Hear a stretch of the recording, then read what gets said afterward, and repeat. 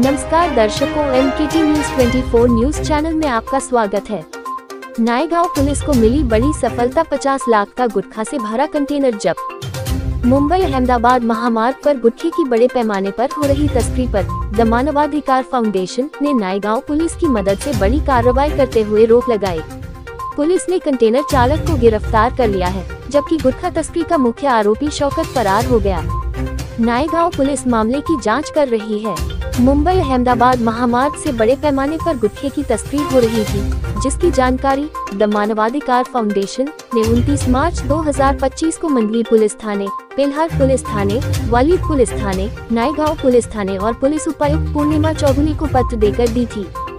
हालांकि पुलिस की ओर से कोई ठोस कार्रवाई न होने के कारण द मानवाधिकार फाउंडेशन ने स्वयं पहल करते हुए पत्रकारों और पुलिस के सहयोग से जाल बिछाया और तस्करी कर रहा कंटेनर पकड़ा। सहायक पुलिस निरीक्षक बलराम पालकर ने किसी भी दबाव में आए बिना मामला दर्ज कर लगभग 61,20,460 रुपए का गुटखा जब्त किया, जिसके चलते पुलिस की सराहना की जा रही है। तो आइए एक नजर डालते हैं इस खास खबर पर। एक मोठी गुटख्याची होणारी तस्करी रोखलेली आहे, काय सांगाल? यामध्ये ॲक्च्युली खरं बघायला गेलं तर महाराष्ट्रामध्ये गुटखा बंदी आहे। म्हणजे एक छोटं पाकिट पण यायला नाही पाहिजे महाराष्ट्रामध्ये, पण वेगवेगळ्या मार्गाने तस्करीद्वारे आपल्या महाराष्ट्रामध्ये म्हणजे वसई तालुक्यामध्ये मोठ्या प्रमाणामध्ये ही तस्करी होते। असं आमच्या टीमच्या निदर्शनास आल्यानंतर सदर बाब त्यांनी माझ्या माहितीमध्ये आणून दिली। माझ्या माहितीमध्ये आणून दिल्यानंतर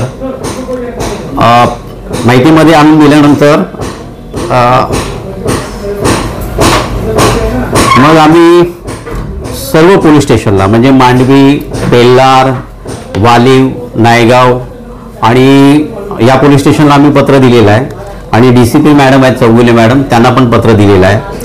पण जेव्हा पोलिसांना आम्ही पत्र दिलं तेव्हा त्यांनी हे कबूल केलं नाही की अशा कुठला तरी प्रकार आमच्या हद्दीमध्ये होतो। त्यांनी स्पष्ट नकार दिलेला आहे आणि त्यांनी नकार दिल्यानंतर आम्हाला माहिती होतं की कुठल्या मार्गाने आमचे जे कोण टिपर आहेत किंवा माहिती देणारे आहेत त्यांनी आम्हाला सांगितलं की कुठून माल येणार आहे, कुठल्या मार्गाने येणार आहे, किती वाजता येणार आहे।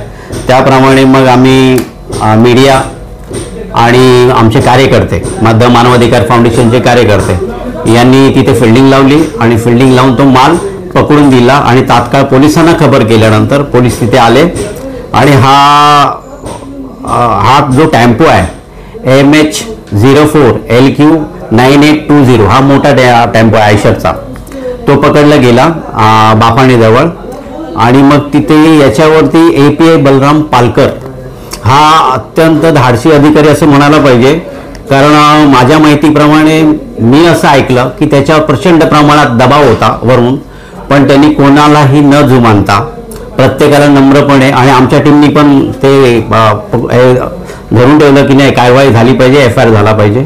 त्याप्रमाणे ती कारवाई झाली आणि खरं बघायला गेलं तर API बलराम पालकर जे नायगाव पोलीस स्टेशनमध्ये कार्यरत आहेत तर त्यांचं खरोखर अभिनंदन करायला पाहिजे। मी प्रत्यक्ष जाऊन आम्ही टीम सकट त्यांना बुके देऊन त्यांचं अभिनंदन करणार आहे की एवढा जबरदस्त त्यांच्यावरती दबाव असताना सुद्धा त्यांनी छान काम केलंय।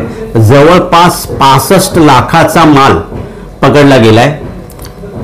आता आपण सर्वच ठिकाणी बघतो, तसं बघायला गेलं तर आपण कुठे गेलं तर सगळीकडे ॲक्च्युली ही माणसासाठी घातक पण आहे गुटखा आणि आपण स्वच्छता म्हणतो, पण सर्वच ठिकाणी बघा तुम्ही कुठे ना कुठे तुम्हाला पिचकाऱ्या मारायला आढळतील। म्हणजे तुम्ही आपलं शहर स्वच्छ ठेवताय का घाण करताय? आणि याच्यामध्ये असं बघायला गेलं ना तर याच्यामध्ये कोण कोण नक्की आहेत, त्यांचे रेट काय आहेत, ते सर्व माहिती आमच्याकडे, त्यांचं रेट कार्डच आमच्याकडे आलंय थोडक्यात। आता हे जेव्हा वेळ येईल तेव्हा आम्ही उघड करूच, तोपर्यंत ही जी कारवाई केली माझ्या टीमनी आणि पोलिसांनी, तर मी त्या API बलराम पालकर यांचं अभिनंदन करतो आणि माझ्या टीमचं पण अभिनंदन करतो की त्यांनी खूप चांगल्या प्रकारे हे काम केलेलं आहे। याच्यामध्ये जो टेम्पो पकडला गेलाय MH04LQ9820 याचा ड्रायव्हर जो आहे ह्याला अरेस्ट केलंय, परंतु गाडीचा जो मालक आहे आर्यन त्याला अजून अरेस्ट केलेली नाही आहे. आणि जो सप्लायर होता शौकत, तो घटनास्थळावरून पळालाय. पोलिसांना गुंगारा देऊन त्याला पकडता आलेलं नाही. ते हे अरेस्ट झाल्यानंतर मग आतापर्यंत किती त्यांच्या फेऱ्या झाल्यात, किती माल हा तस्करीने पोचवला गेला, या सगळ्या बाबी उघड होतील. फक्त पोलिसांनी निष्पक्षपणे कुठल्याही दबावाला बळी न पडता याचा तपास करावा. पंचनामा झालेला आहे. पंचनाम्यामध्ये काय काय आहे काय नाही आहे ते सगळं नमूद केलेलं आहे. याच्यामध्ये कुठली पण फेरफार होणार नाही याची गॅरंटी API बलराम पालकर यांनी दिलेला आहे. पंचनाम्यावरती आमच्या लोकांच्या सह्या आहेत, आमच्या कार्यकर्त्यांच्या, मानवाधिकार फाउंडेशनच्या.